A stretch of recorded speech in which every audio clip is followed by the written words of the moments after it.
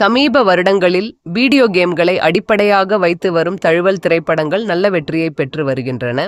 Sonic game அடிப்படையில் 3 திரைப்படங்களை கொண்ட சோனிக் முத்தொகுப்பும் மற்றும் தி சூப்பர் மரியோ பிரதர்ஸ் மூவி என்ற திரைப்படமும் பாக்ஸ் ஆபீஸில் பெரும் வெற்றியை பெற்றன. அதேபோல் தி லாஸ்ட் ஆஃப் அஸ் மற்றும் ஃபாலோவுட் என்ற வீடியோ கேம் அடிப்படையில் உருவான தொலைக்காட்சி தொடர்கள் பெரிய வரவேற்பை பெற்றுள்ளன. அதே சமயம் சில வீடியோ கேம் தழுவல் படைப்புகள் தோல்வியையும் சந்தித்துள்ளன. அப்படிப்பட்ட ஒரு திரைப்படம் தான் பார்டர்லேண்ட்ஸ். இந்த திரைப்படம் துரதிருஷ்டவசமாக பலத்த அடியை வாங்கியது.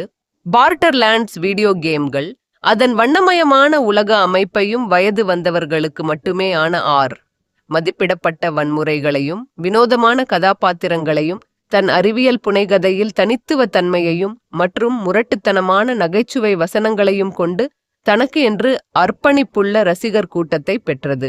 இந்த நிலையில் பார்டர்லேண்ட்ஸ் திரைப்படமாக வரப்போகிறது என்று அறிந்து ரசிகர்கள் ஆர்வமாக காத்திருந்தனர். எலி ரோத் இயக்கிய பார்டர்லேண்ட்ஸ் திரைப்பட தழுவல் ரசிகர்களின் எதிர்பார்ப்பை பூர்த்தி செய்யவில்லை. வீடியோ கேமில் அருமையான அறிவியல் புனைகதையாக இருந்த பார்டர்லேண்ட்ஸ் திரைப்படமாக ஒரு சாதாரண வழக்கமான திரைப்படமாக இருந்துவிட்டது. PG-13 மதிப்பீட்டை பெற வன்முறைகள் மற்றும் முரட்டு நகைச்சுவைகள் மிகவும் அடக்கி வாசிக்கப்பட்டதால் திரைப்படம் பெரிய ரசிப்பை ஏற்படுத்தவில்லை. Cate Blanchett, Kevin Hart, Jamie Lee Curtis மற்றும் ஜாக் பிளாக் ஆகியோர் இந்த திரைப்படத்தில் கடமைக்காக நடித்தது போல் இருந்தது. மொத்தத்தில் பார்டர்லேண்ட்ஸ் 2024 வருடத்தின் மிகப்பெரிய தோல்விகளில் ஒன்றாக மாறிவிட்டது. மற்றொரு நம்பத்தகாத வீடியோ கேம் தழுவல் திரைப்படம் இது.